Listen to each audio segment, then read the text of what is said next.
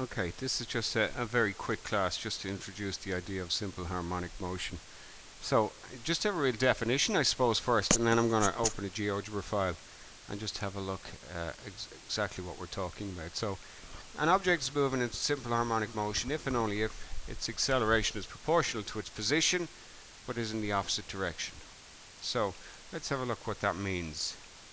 Have a look at what we're talking about here.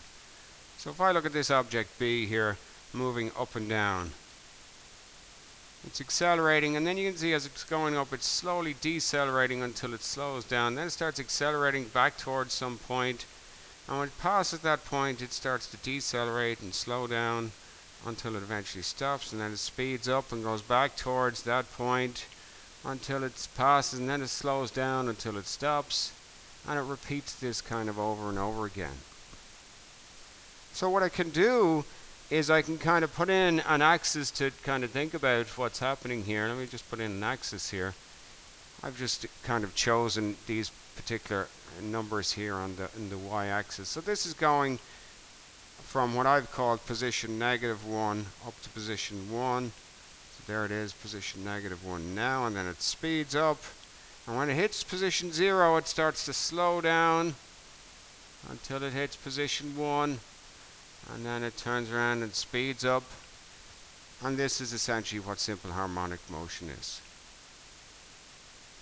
Okay, accelerating until it reaches a maximum speed, decelerating until it stops, accelerating until it reaches a maximum speed, decelerating until it stops.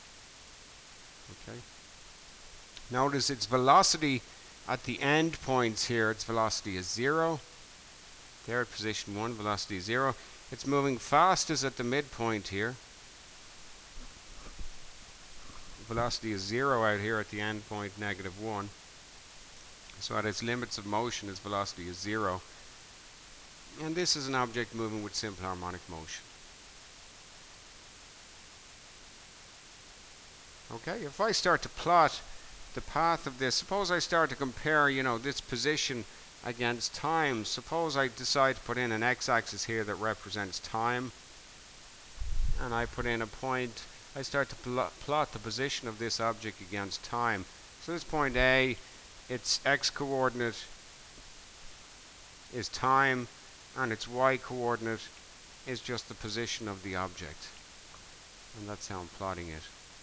And if you look at the shape of that, I can start to maybe put a trace on this thing, maybe to put a trace on this point, and we might be able to see something developing here as we go along. So there's the point coming along here. I'm just going to follow along the point. Remember, its x-coordinate is time and its y-coordinate is position. Okay, it's some time. Time is just, I don't know if you can see that, and you might recognize the shape of this object here. So this is typical of simple harmonic motion.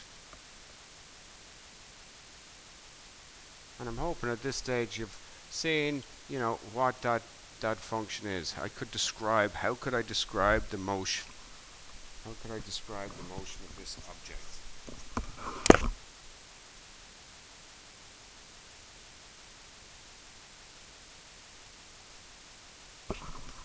Describe the motion of the object using a sine curve. Okay? I could describe it using a sine curve. I could also describe the motion of a different object depending on where I chose my 0 position to be. I could describe it using a cosine curve as well. So all I want you to think about, that's literally all I'm going to talk about in this class, is just simple harmonic motion. Its acceleration is proportional to its displacement from some fixed point, O. We call that displacement its position. So its acceleration proportional to its position. And its acceleration is always directed towards that point. When it's way down here at the bottom, its acceleration is going to be directed towards the middle position. Once it passes that, the acceleration is directed back towards the middle position, because it's slowing down. The acceleration will be directed downwards. Speeding up, the acceleration is directed back towards here. Okay? Remember, speeding up objects have velocity and displacement that both have the same sign.